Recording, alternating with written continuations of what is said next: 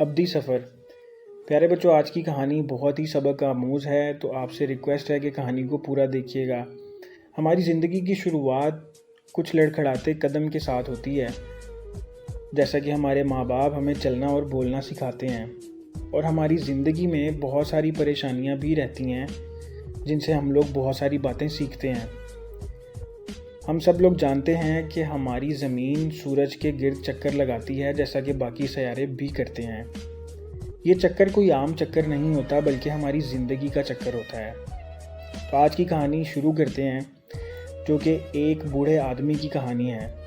وہ ہاسپٹل میں ایڈمٹ ہوتا ہے اور ڈاکٹر نرس کو بتا رہے ہوتے ہیں کہ ان آدمی کے پاس اب وقت نہیں ہے، تو ان کی دوائی کا خاص خیال رکھنا تاکہ وہ جتنی دیر تک زندہ ہیں انہیں تکلیف نہ ہو۔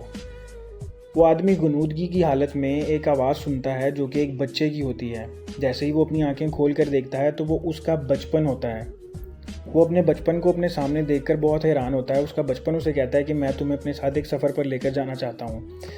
وہ اس کو اس کے بچپن میں لے کر جاتا ہے، جہاں پر وہ اپنی ماں کو دیکھ کر بہت غمگین ہو جاتا ہے۔ اس کی ماں اسی کو گود میں لے کر دودھ پلا رہی ہوتی ہے کہ اچانک دروازے پر ایک دستک ہوتی ہے۔ وہ دستک جب اس کی ماں دروازہ کھولتی ہیں تو مکان مالک ان سے مکان کا کرایہ لینے آتا ہے، جو کہ اس کی ماں کے پاس نہیں ہوتا۔ وہ مکان مالک اس کی ماں کے ساتھ بہت بدتمیزی کرتا ہے اور اس کو کہتا ہے کہ تم یہاں سے نکل جاؤ۔ وہ غمگین آدمی کافی کوشش کرتا ہے، لیکن وہ یہ نہیں جانتا کہ وہ غنودگی کی حالت میں ہے۔ مجبوری میں اس کی ماں کو وہ گھر چھوڑنا پڑتا ہے۔ اس کو احساس ہوتا ہے کہ میری ماں نے مجھے کتنی مجبوری، کتنی ذلت اور کتنی تکلیفوں میں رہتے ہوئے پالا ہے۔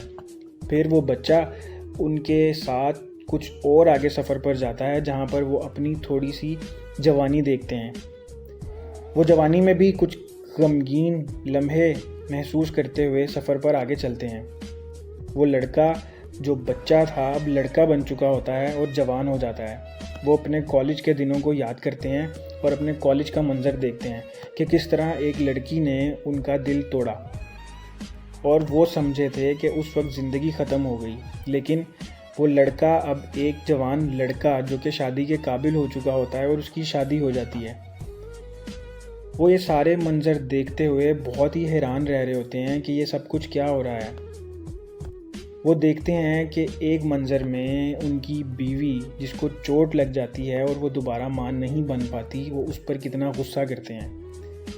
ان کو اس چیز کا احساس ہو رہا ہوتا ہے کہ مجھے یہ سب غلط کام نہیں کرنے چاہیے تھے۔ پھر وہ اپنی ماں کو ایک اولڈ ایج ہوم میں لے جاتے ہیں، جہاں پر ان کی ماں نہیں جانا چاہتی، لیکن وہ اپنے بچے کی خوشی کے لیے وہ فیصلہ بھی قبول کر لیتی ہیں۔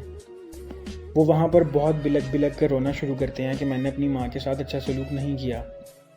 پھر کچھ دیر بعد اسی سفر میں انہیں پتہ چلتا ہے کہ ان کی بیوی بھی اس دنیا میں نہیں رہی۔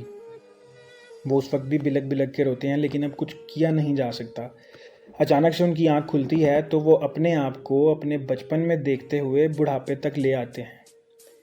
وہ بڑھاپا ان سے کہہ رہا ہوتا ہے کہ آپ نے اپنی زندگی کے لمحات جس طرح سے گزارے میں نے آپ کو دکھایا، ابھی بھی آپ کے پاس موقع ہے کہ کچھ اچھا کام کر لیں۔ وہ اپنی تمام جائیداد اناتھ بچوں کے نام لگا دیتے ہیں اور ان کی زندگی کا خاتمہ ہو جاتا ہے۔ تو بچوں، یہ تھی آج کی کہانی، جس سے ہمیں سبق ملتا ہے کہ انسان کو کبھی بھی اپنی آخرت کو نہیں بھولنا چاہیے اور ہمیشہ اچھے کام کرنے چاہیے۔ تو جلدی سے چینل کو سبسکرائب کر دیں، ویڈیو کو لائک کر دیں تاکہ ایسی ویڈیوز ملتی رہیں۔ بہت شکریہ۔